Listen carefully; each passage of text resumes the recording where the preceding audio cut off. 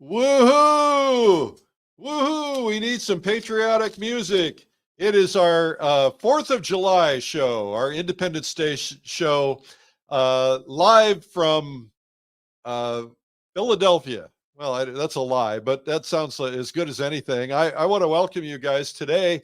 We have to keep up our what's the word I'm looking for? We have to keep going because we've kept going since COVID. We haven't missed any broadcasts. We don't want to miss any broadcasts.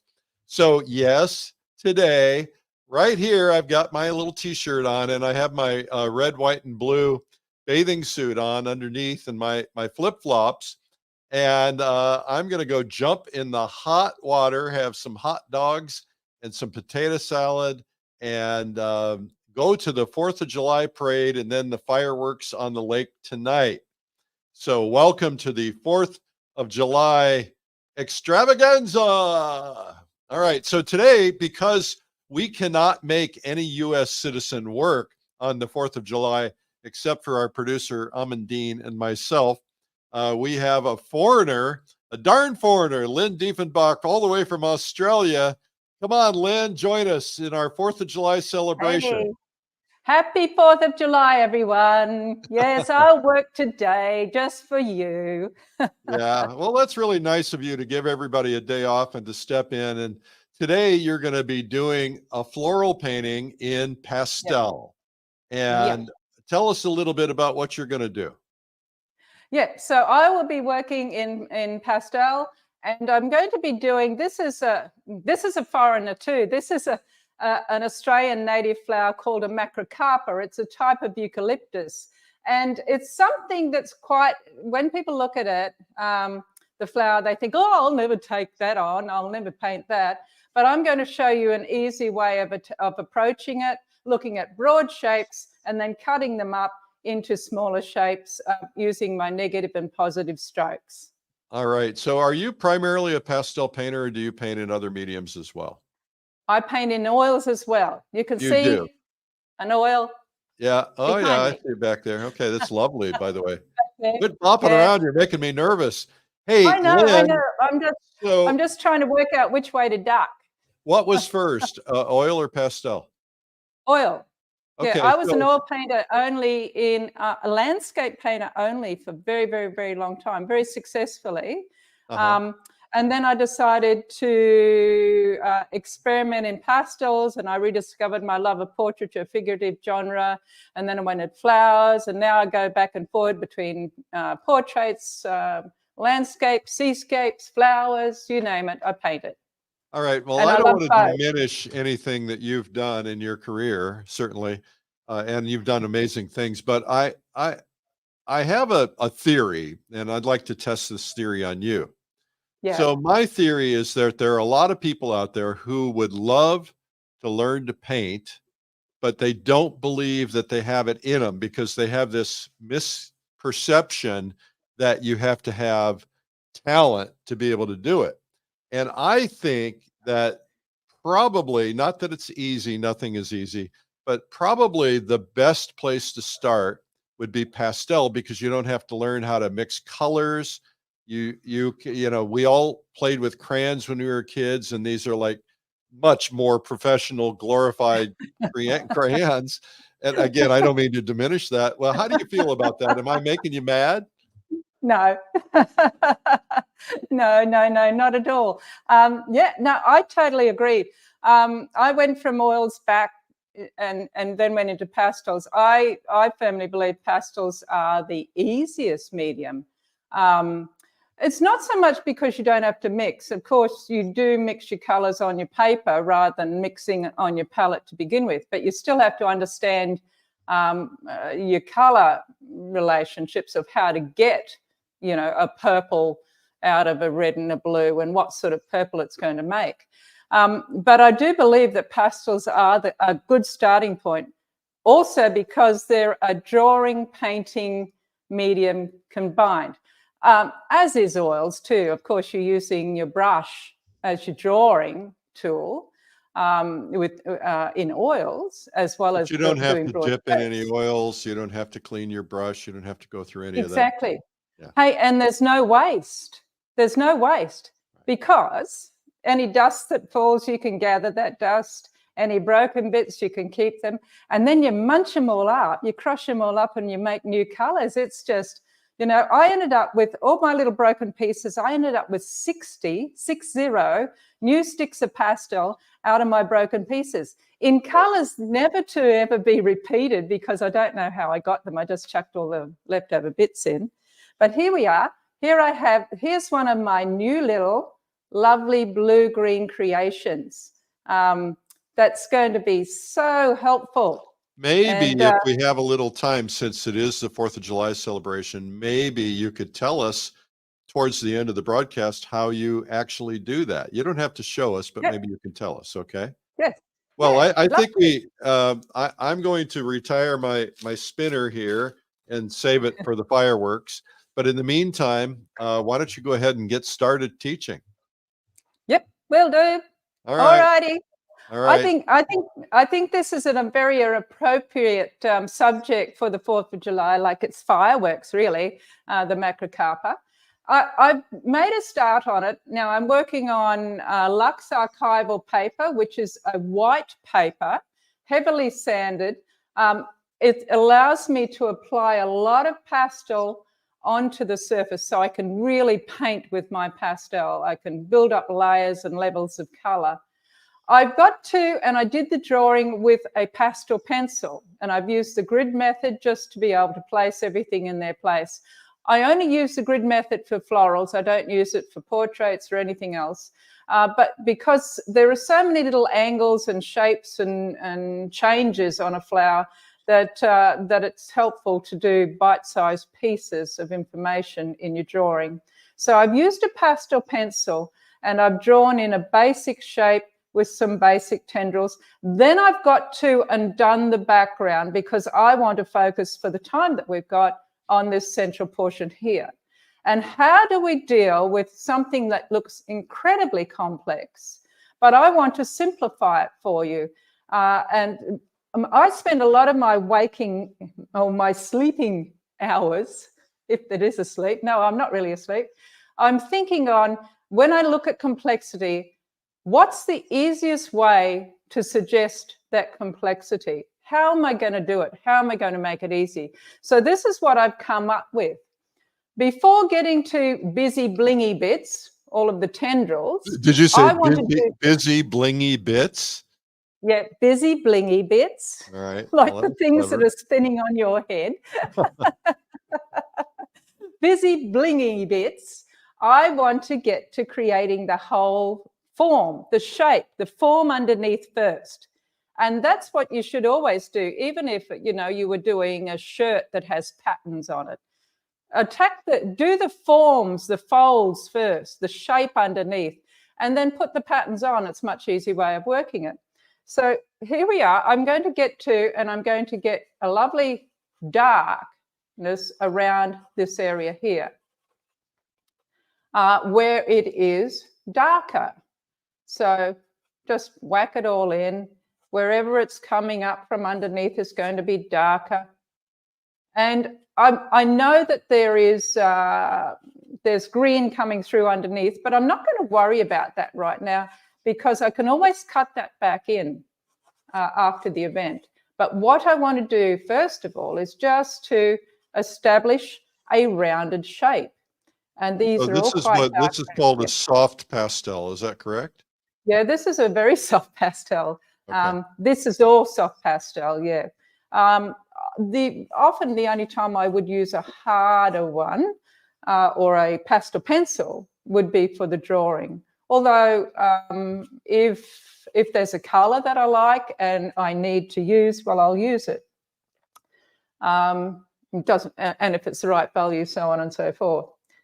Okay, now from that point, I'm then going to take the next value and bring that around. So see how I'm creating, even without blending it together, but just sitting them side by side, I'm starting to create this rounded form. Yep. And that's what we want to do. The vibrancy of pastel is just spectacular. You cannot get that with any medium. No, that's right. And that's I think the elixir for all pastel artists is this vibrancy. You know, I've just been to the International Pastel Convention, and of course they had this massive trade show, and it's called the Lolly Shop for a reason. Because you get in there and there's this just trays of vibrant color, and it's quite extraordinary. Because there's nothing between you, and it's not watered down or oiled down. You know, you haven't got the oil in the pigment. It's the same pigment as oils, the same pigment as watercolor, but it's got very little binder, and so there's no binder that is messing up the vibrancy of the color, so to speak. You're basically working with the purest form of color you can get, purest pigments you can get. So that in itself is exciting. They're actually more robust than what people give them credit for. They're more color fast too, because of the lack of medium oil or whatever in it. So, you know, it's quite exciting stuff to work with, and it's very immediate. It's very immediate. So, you know, here we are just whapping it round. And I know you can do that with oil too, and I do that with oil, but this just lends itself so well to this spontaneous mark making. This is a good lesson for when we're painting fireworks tonight, everybody. I expect right. to see Yeah, lots here we of are. fireworks paintings posted. I think this is perfect for the day, isn't it? I got to tell you, Lynn, that when I started painting pastel because of Pastel Live, our online conference, because I felt like I should at least practice what I preach. And I got really, really great results after watching and got very excited. And now what I now know is there are days when I need to use watercolor. There are days when I need to use gouache. There are days when I need to use oil. There are days when it's a pastel day. And it has a lot to do with mood, but it also has a lot to do with the topic or the subject. Yeah, absolutely. And also the time. You know, yes, oils can be done very quickly. You can achieve a lot with an oil, and certainly watercolor can be. But if you don't have time to clean it all up, pastels are perfect, because you can just put them down, walk out the studio door. You know, you only have to wash your hands basically, or maybe get a nail brush out and clean under your fingernails. But the rest of it is, you know, put it down, walk out the studio door. I think it's a great one for busy people who, especially mums, especially busy young mums. You know, I get a lot of young women who come to workshops and they say, well, you know, I just don't have time, or I don't have the space. And I say, well, pastels are the perfect medium for you, because you can just buy a trolley, put your stuff on the trolley. When the kids are asleep, wheel it out and go for it.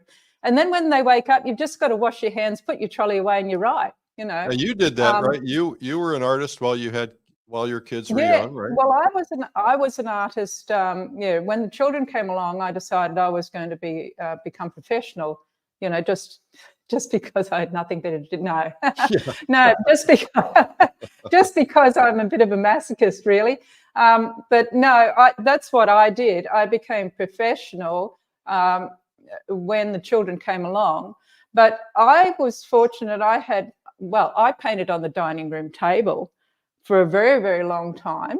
But we had another space for eating at, another table that I could eat at. And so, you know, it had to be really important for me to clean up the dining table. And so that's how I worked. But that's because I was able to, because we had, you know, extra space that I could commandeer, sort of thing. So in my case, I didn't need a trolley. But the trolley is good too, or is good because you can have multiple mediums on multiple trolleys, depending on how much time you got. in your day. For example, for me, if I don't have more than 2 hours, I will do pastel, because I can achieve a lot in pastel in 2 hours. If I have more than 2 hours, I will do an oil, because I'm one who mixes my oils up. I mix up every value of every color. This is for studio work, of course. Every value of every color that I'm looking at, and then just paint. It actually saves a lot of time in the end.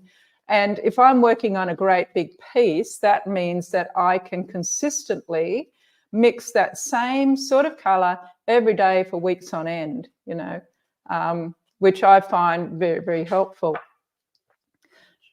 I'm now getting into this darker area, the eye of the flower. I'm not finishing anything yet. I'm just wanting to get the overall feel down. So, I think we should show a full screen of the flower one more time so everybody can see it. Yep. All right, there's terrific. Okay, so that's where I'm heading. Okay. So now I'm wanting to just get this nice, deep, dark center happening.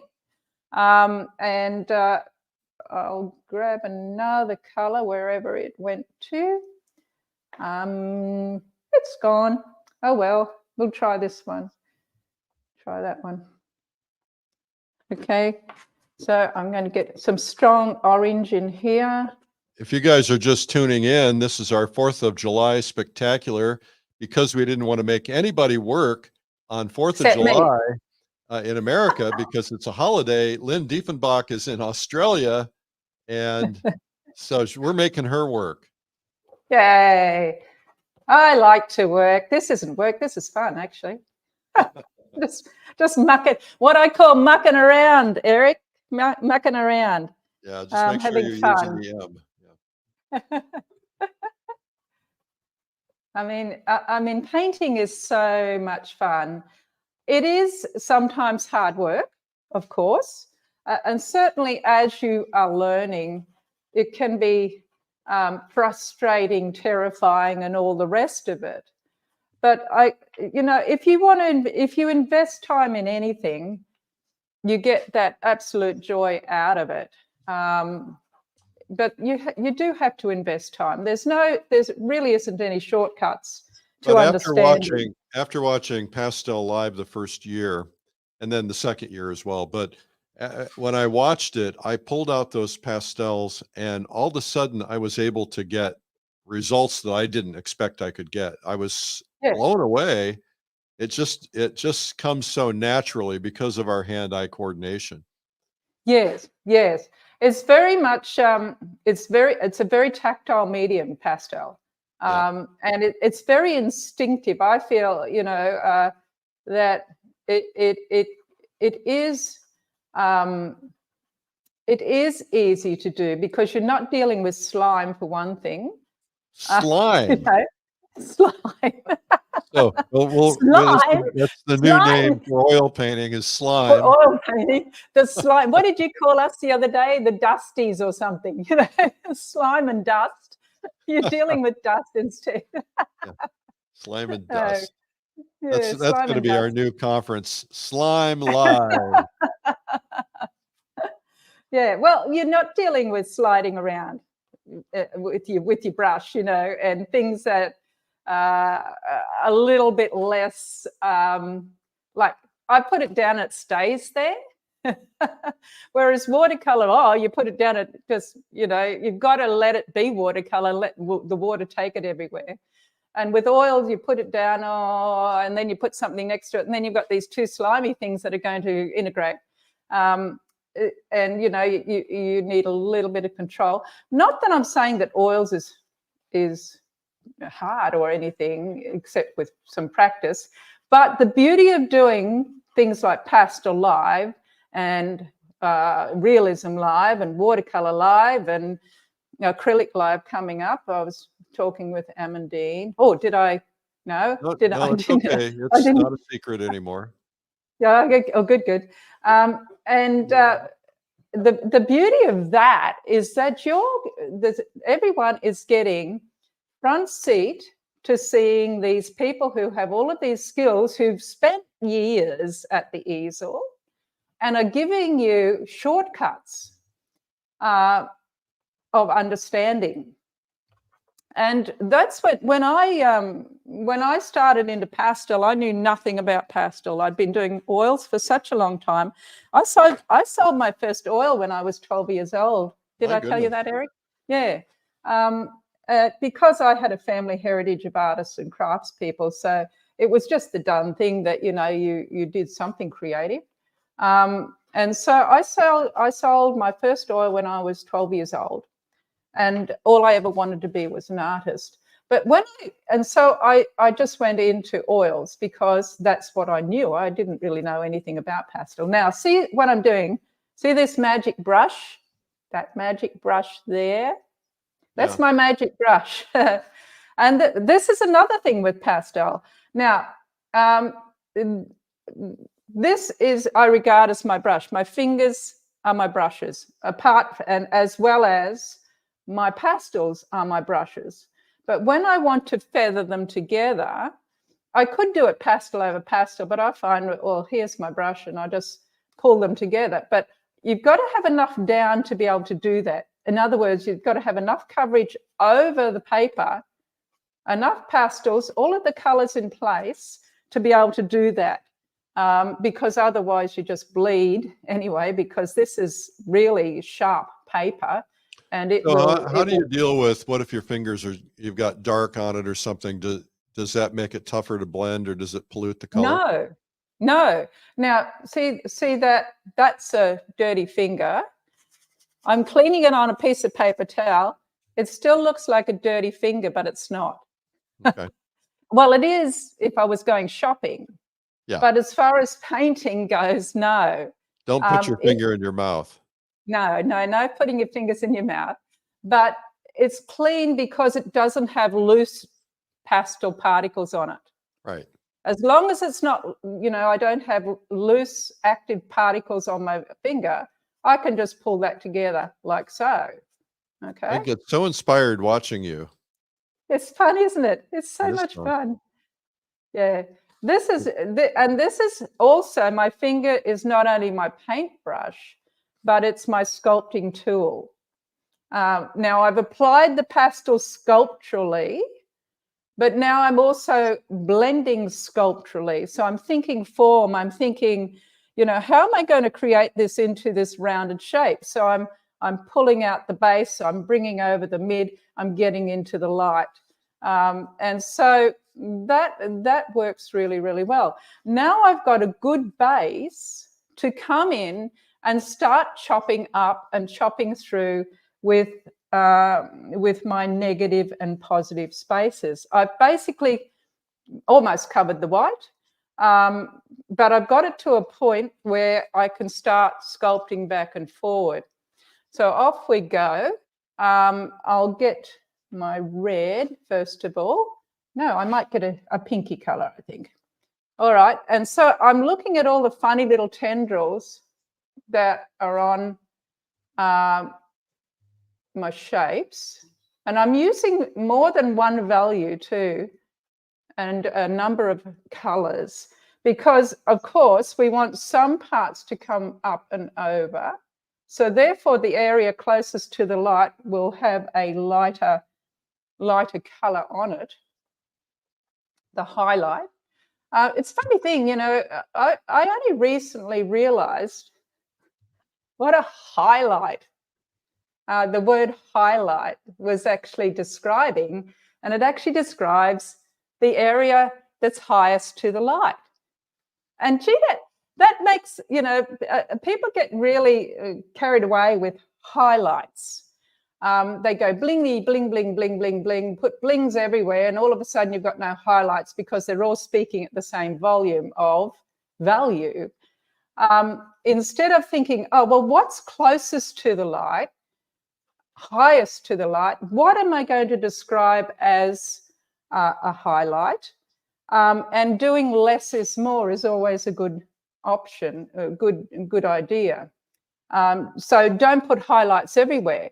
Decide on what's to be brought up, what's to be pulled over, what's to be pulled back in and down, and work that way.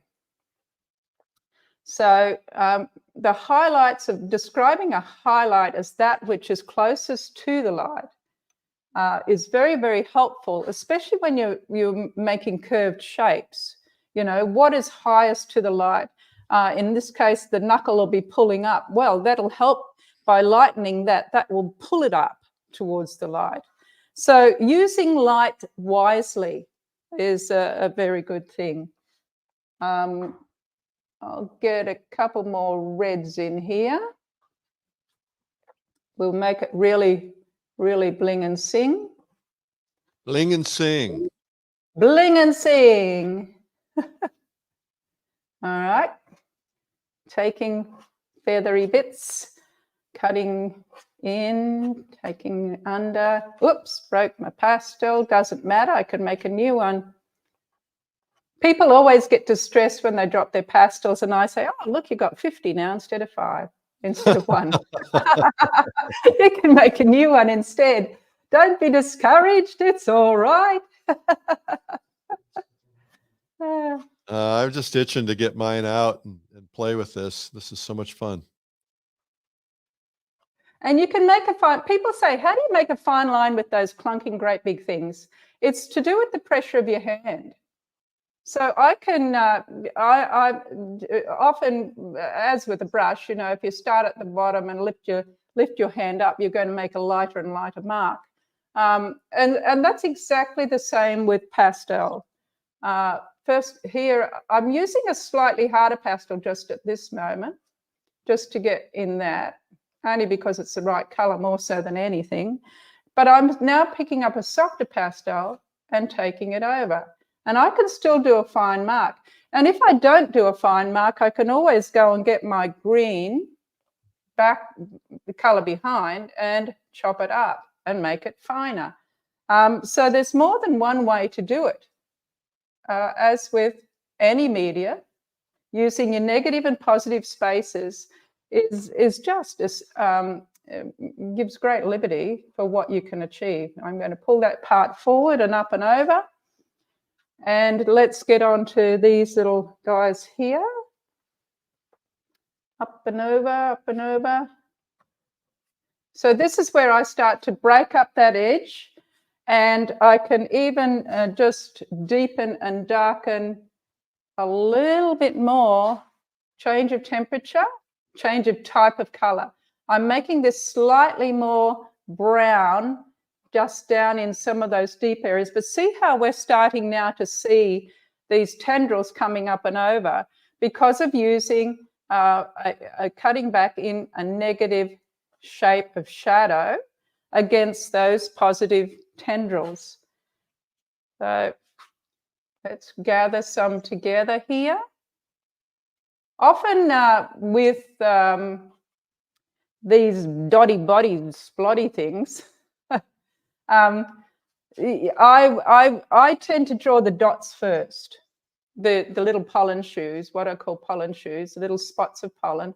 I'll put those on rather than trying to do lots of tendrils and then putting the dots on. I'll put the dots on first because then I've got somewhere to send my stroke towards too. So I'm putting them on in a darker value to begin with, like so. And then I will lighten that off because they are lighter. But the reason for putting the darker value is that I'm giving them a rounded form, so they're not just one spot of color or value, because otherwise it'll just look like a spot. I want these to look like little round fluffy balls of pollen. And so by having that darker value next to the light, it's giving them volume. I can remember when I was a teenager. No, I was probably younger than a teenager. And our local shire would put on a mural festival. Yeah. And I can remember going down the beach as a youngster, and I was part of it. You know, I went and did a little mural.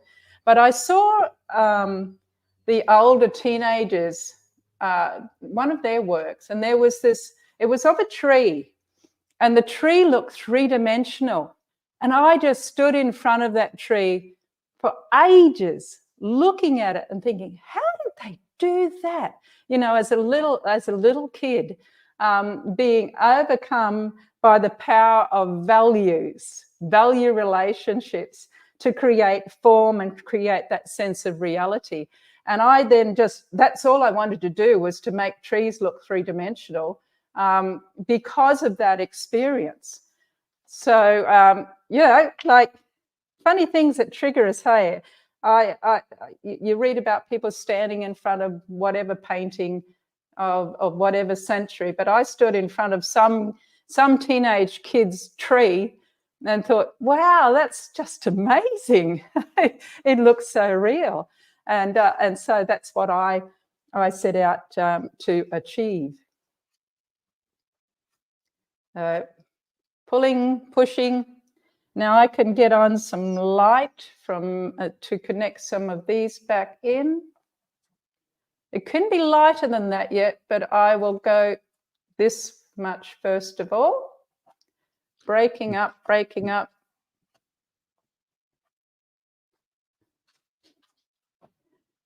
Coming in with a brighter red. I've got a collection of reds here in my hand now. Whoop. There goes another. There we go. Another 30 pastels. I mean, we can't be precious. Tuning in. Our guest today for our 4th of July spectacular is Lynn Diefenbach from Australia, because we would never make an American work on the 4th of July, except, of course, Amandine, my producer, and myself. And then we're only working a brief time, and then we get to all go do hot dogs and potato salad. And I'm not doing hot dogs and potato salad, but I might. Well, just to I'm celebrate. not really either because of my diet restrictions, but I can pretend. Pretend, yes. I was going to go out plein air painting today, but I think it's going to rain here. Well, that makes the best atmosphere. Not for pastels. We had a little rain during our plein air event. We did. and we got through it, didn't we? We did. I think it was a bit difficult for pastels. Yeah. Raining. All that humidity. I've got. Well, no, the rain itself. You know, you couldn't sort of. You can't pastels and rain. I guess you turn it into watercolor then, or oil.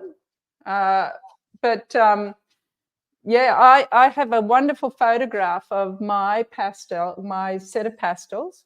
I went off before it was raining. I went off to go and get some strawberries, those delicious strawberries that they were all selling. And then down came the rain. But the queue at the strawberry counter was so long that I thought, I'm not giving up my spot in this queue. I'd waited this long for my strawberries. So fortunately, I covered my pastels, my collection, with a sheet of plastic. And I thought, oh, gee, well, I hope it survives. And it did. It did. I was pleasantly surprised when I went back, and they were still all safely snug under their plastic cover. So what did you think about your experience at the plein air convention? It was wonderful. I did enjoy it. I enjoyed the total enthusiasm of everyone too. In the enthusiasm for just being out with in nature, being together and sharing ideas is always just a wonderful thing to do anyway. Listening to those who've trod the path of experience and pulling up new ideas, being able, from my perspective, being able to give new ideas too, and to share in my knowledge bank and my approaches. And I think the plein air movement is, I think it's responding to our need to reconnect with things that are beautiful and good. Yeah. And so I went away totally stuffed, Eric, but totally inspired to do more plein air, that will inform my also inform my studio practice, because I don't think the two need to be separated. I think they need to inform each other, and you benefit from both aspects. The times to sit down and be still and paint away without flies and rain and all the rest of it, but the times then to be outside being inspired and by what you have in front of you, that then taking that inspiration back into the studio and putting it down into your studio work. So both have their benefits. It's really, really quite very exciting to have I think just for me to rediscover the love of plein air painting, and to see its merits and to see its benefit in my work in the studio. Did I answer it all? Yeah, I think I did. No, I sure did. You did much more than I ever expected. So what are you doing now? It looks like, oh, you were adding a little background color. Yeah, I'm just adding, subtracting, taking away, adding in, trying to think what I should do. So here we are. We've just got to get a few more of these, get some of these bits and pieces happening. This all, you do sort of sometimes have to concentrate, which is really hard when you're demonstrating and chattering away at the same time. But that's okay. That's okay. It is what it is. So I'm going to put the lights on here. I'm going to get gatherings. This is where you have to be really messy. So what I'm doing is just rolling my pastel around. I don't want to go dot, dot, dot, dot, dot, dot, dot. That just looks like dot dots. Yeah. I want to connect some of these little fluffy bits together. Where is the light hitting most? It's hitting on the top edge. So I shall get that in. And I'll vary the type of the light as well. I can then connect this through from here, from there. There's a lovely darkness in behind here.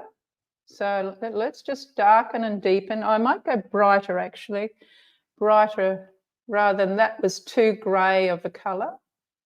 So just deepen that area in there. Come in with some more bright reds, pinks. This is fireworks. We can get little cut through bits coming in here. Just little negative shapes that then allude to things popping forward, things going away. Like so. I'll lighten off the, a bit lighter again, I think, here and there. Now, when you want to be, I'm pressing quite heavily now. And what I do is I just rest on my little pinky. I've got a tiny little fingernail there. And so I can, it's like being on a mahl stick, but it comes attached to your hand, which is always helpful. And I'm not taking I'm not marking the surface too much. And if I did, I could always draw over it anyway. Is there a point at which you've oversaturated? You can't get any more pastel on top? When you feel like you're a bulldozer and you can actually see, in your shovel of pastel that there's a big load going in front of you, you've got too much there. But it takes a long time to get to that point. That's the only thing, I think, that the only danger that you really have to consider when you're pasteling is filling up the tooth of the paper too early. Because once the tooth of the paper is gone, then you're stuffed. You can, of course, dust it off and go again. That's all right. Some people do use fixative. I don't, but you can use fixative to to give yourself a new surface to work on. Well, I that know dulls the color, doesn't it? it does, but then you can put more fresh colors over the top of it. Long years ago, in 1999, I went and I studied for a few weeks with Mr. Daniel E. Green up in Danbury, outside of New York there. And Mr. Green would actually deliberately darken passages of the work by spraying them with fixative, and then go and put the brights over the top. I'm not a great advocate for using fixative, because it immediately means you're changing the pure nature of pastel, and it's not required. It's not required. It doesn't stop it from falling off as such. But it doesn't. I thought it would seal it. No, not unless you turn it into an acrylic painting. You put so much on there, it looks like an acrylic then, because the fixative is acrylic, you know. So it's not necessary. I find that it falls off in bigger bits, if anything. But there are a whole lot of new, well, at least one or two new fixatives out there where they're working on not changing the color of the paper, you know, so it doesn't change the color of the paper. But I'm still not a fan. It's not necessary. Once they're under glass, they're as safe as houses. That's the thing. So I tend to steer clear of fixative. But if you want to deliberately darken something, well, that's one way of doing it. Okay, now let's get into these little areas here. We'll go slightly more lemony. Where did my lemon go? Somewhere in here? No, I don't know. It's gone. Gone. Maybe this one. Gone. Slightly lemony. More blue yellow, lemon yellow. So I'm wanting to really establish these lovely little balls of colour. And having done the work, the underneath work, then it's much easier to come over with your bling. I always say put your undies on and then the earrings, sort of thing. so that the earrings are the bling. The earrings are the final touches that are very beautiful. But you've got to do all that underneath work to begin with. It actually saves time. A lot of people get distracted or attracted to doing detail immediately.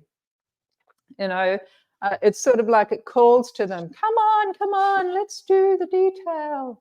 Like I say, bake the cake, put the icing on, then put the decorations on the icing. Exactly.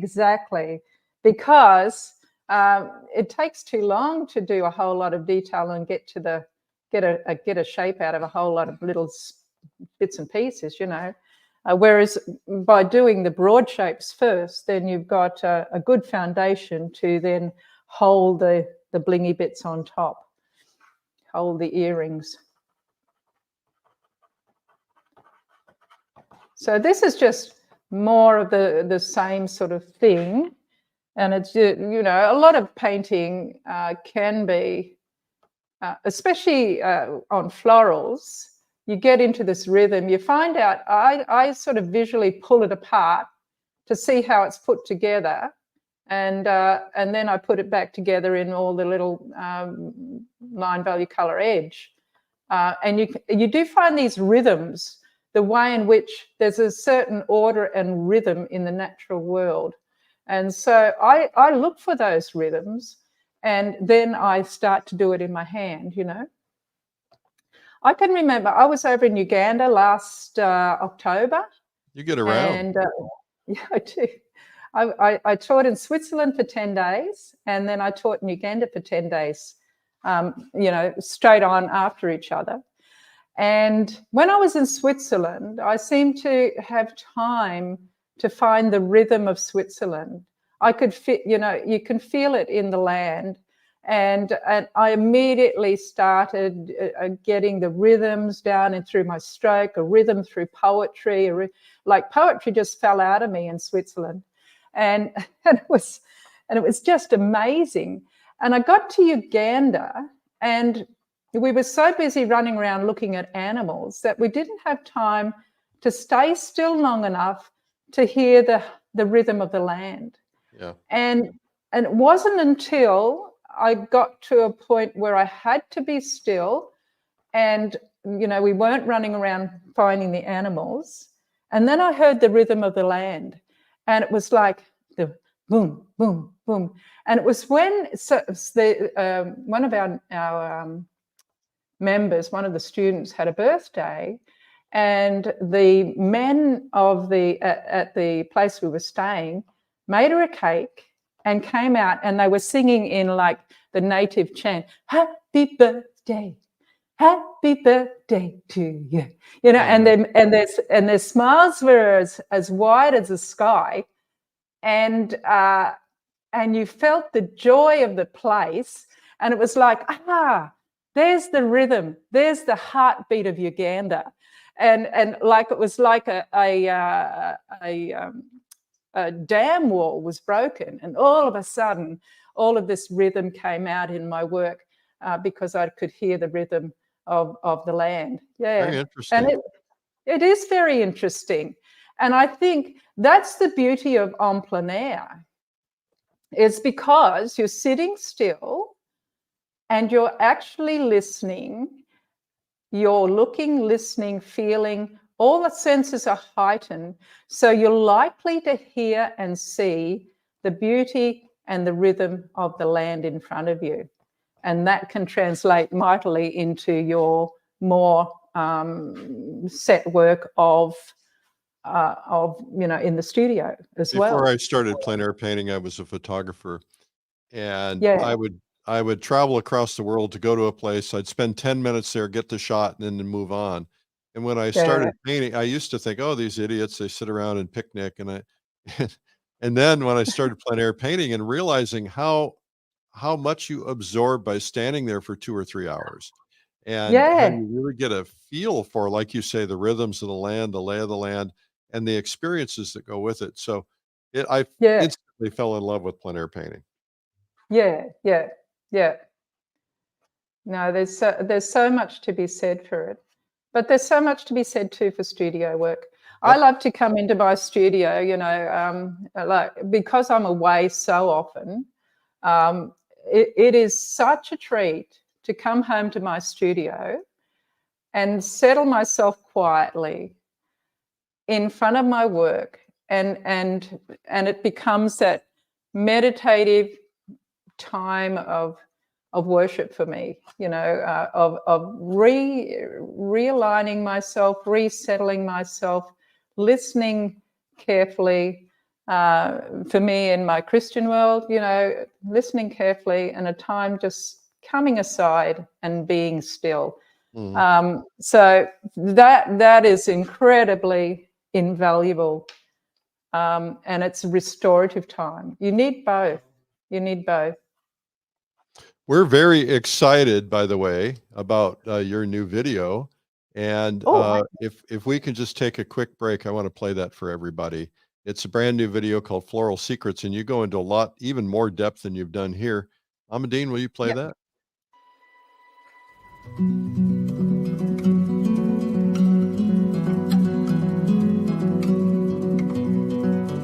Hi, my name is Lynn Diefenbach. I want to take you into the wonderful world of colour, which is flowers themselves. Flowers are the world of colour. Get ready to dive into the colorful world of floral painting with master pastelist Lynn Diefenbach. Inside her brand new video, Floral Secrets, you'll get the opportunity to learn how she created her gorgeous masterpiece called All Aglow. I can't wait to show you how to explore the possibilities of light against dark, of how to make your paintings glow and alive. This particular subject is a group of cactus flowers, one in intense light, all light, and one where there's more of the colour showing. set against a background of intense dark where we've got prickles and all sorts of the petals of the cactus happening there. And so I really want to show you how to interpret what you're looking at in terms of value, how to achieve volume within your flowers to make them look real, as though you could pick them up and smell them. Don't wait any longer. Come and join Lynn Diefenbach inside Floral Secrets and learn how to create floral paintings that not only stand out, but stand the test of time. Come along with me on this colourful and wonderful journey of pastel florals.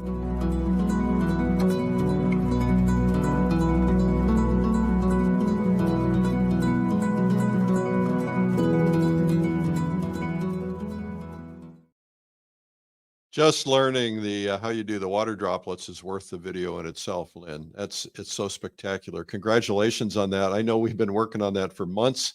Lynn Diefenbach's Floral Secrets is available at painttube.tv, where there are over 700 art instruction videos professionally produced. I think the world's largest library of professionally produced videos for artists. And you've got an app. You can watch it on Roku, Apple TV, Amazon Fire, Samsung TV, and so on and so on. So anyway, congrats on that, Lynn.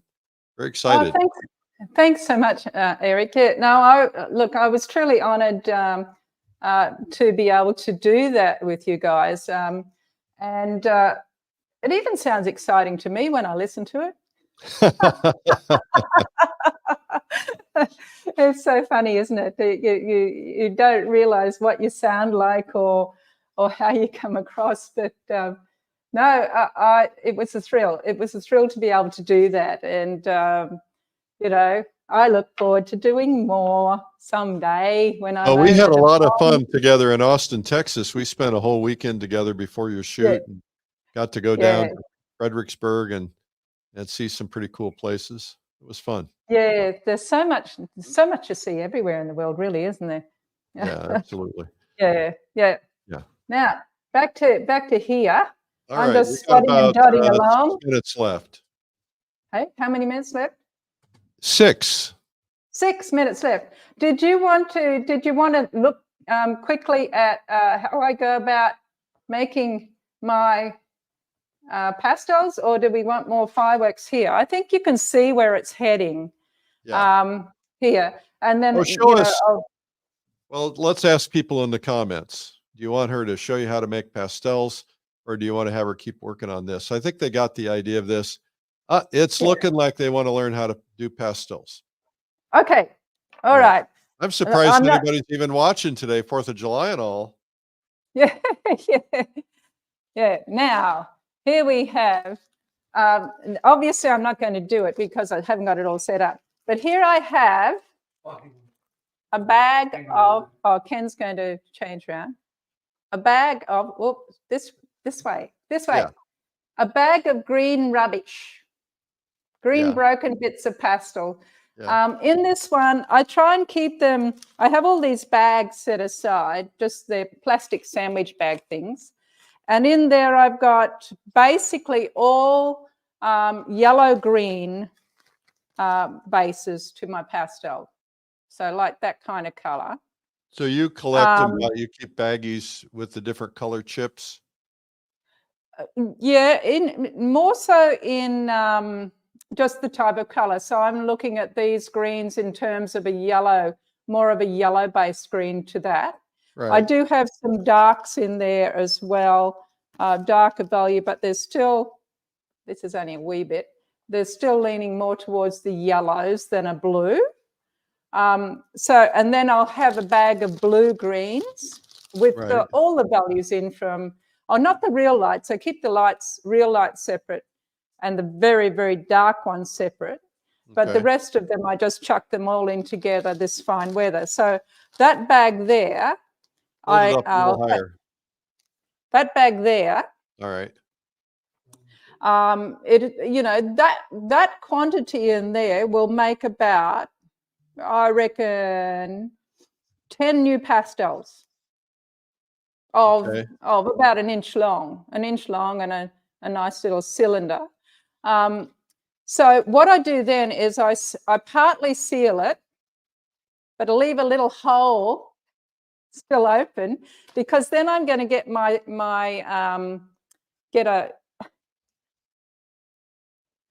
of those things, whatever, a rolling pin, and I'm going to crunch it all up. So the reason for leaving this is like scalpel. The reason for leaving the little hole open is so that you don't press it so much that the whole bag explodes and spreads all over your face. Yeah. So I roll that and roll it and roll it and roll it and really crunch them as finely as I can. Yeah. Then I'll chuck it into a mortar and pestle bowl. Yeah. Like that. Yeah. And I'll grind it some more, really crunch it up to try and make a very even mix. It doesn't matter if you've got some lumps, that's all right. So once I've got it as fine as it goes, then I'll put it into, then I'll put it into just a ceramic dish, and I'll have an eyedropper with pure water, purified water. Right. And I'll sneak up on it, put drop, drop, drop, drop, drop, drop, stir it with a spoon, and mix it till it's a putty, like a wood putty. Right.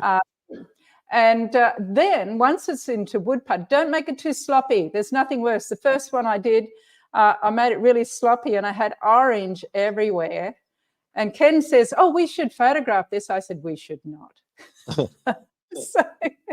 So and make it into a putty. So it's very, like when we were kids, where you'd make those snakes out of clay and all the rest of it. So we need it into a putty, so you can roll it out into a snake, and then chop it up, or you can use your leftover empty pastel boxes, when you pull all of these out and put them in your en plein air set. They turn into little molds.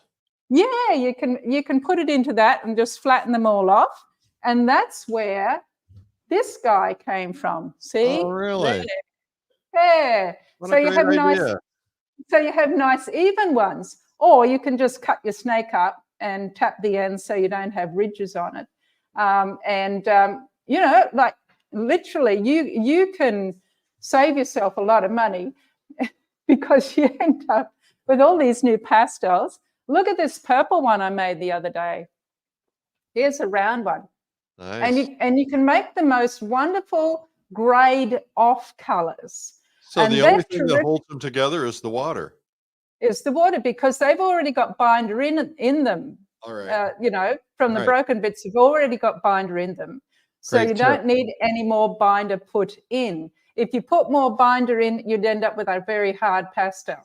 Okay. Whereas these are very soft still, and they deliver very well onto the paper. As a matter of fact, sometimes after a while, I don't know, I think, what the heck is that? Oh, it's one of my handmaids. Well, Lynn, this has been absolutely wonderful. I've returned with my 4th of July apparatus up here. I thought about putting a fan in the studio to make it turn, but it was too noisy. well, yeah. Yeah. Thank you so much. You've enlightened us a lot today. This has been absolutely fantastic. And thank you for working on the Independence Day, so we didn't make any American artists work today. So this has been a joy and a pleasure. We're excited about having you on Pastel Live and being a part of that. Thank you so much. Looking forward to it, and happy holiday, everyone. Thank you. Enjoy. All right. Bye. Bye-bye. I just want to mention to everybody, Pastel Live, if you're excited about Pastel, is coming up in September. We have some world-class artists, some of the top in the world, who are going to be teaching, and you do not want to miss it. And that's September 18th through 20th. We have a Essential Techniques Day kind of covering basics on the 17th, which is optional if you want to do just that. And we'd love to have you. So that's coming up, Pastel Live in September. We also have Realism Live coming up in November, which is all topics realistic, portraits, figures, still life, landscape, everything like that. And then we have Watercolor Live coming up in January, and all new Acrylic Live is coming up in March. So check it out. We'd love to have you come to any or all, and all is better, right? Hey, I think we need a little Independence Day music here just to kind of get the mood and the spirit. I want to just say to you guys, happy 4th of July. I'm honored if you tuned in today or replay. Thank you for being a part of it. And we love this country, and we love, it's got its issues, but what country doesn't, right? So thank you for tuning in and being a part of this today, and thank you for being part of Art School Live all these years. We're here every weekday at 12 noon. Make sure you subscribe on YouTube. Just go to YouTube, look up Art School Live, and hit that subscribe button. That would be really terrific. And I never minded if you give me a follow too on Instagram or Facebook or Twitter, or X or others. Hard habit to break. Just follow at Eric Rhodes. Thanks again to Lynn Diefenbach. I always say it wrong, Lynn. Lynn, pronounce it correctly for me. It's Diefenbach. Diefenbach. Diefenbach. I always say we Australian. Yeah, well, it should be Bach. Carl, our son says it should be Bach. Bach that's German. how you're supposed to say it. Yes, because it is German. But of course, when the Germans came out to Australia, when the Diefenbachs immigrated to Australia, there was World War II and World War I, and so they changed it to Diefenbach. Okay. All right. Thanks again, Lynn. Terrific. Bye-bye. Thank you. All right. Thank you guys for tuning in today. Now, hot dogs, potato salad, mustard, ketchup, onions, relish, maybe some cherry pie. Sounds good. All right. It's time. Definitely time. All right. We'll see you at the barbecue. Happy Independence Day. And we'll see you guys tomorrow. I'm Eric Rhodes. Bye-bye.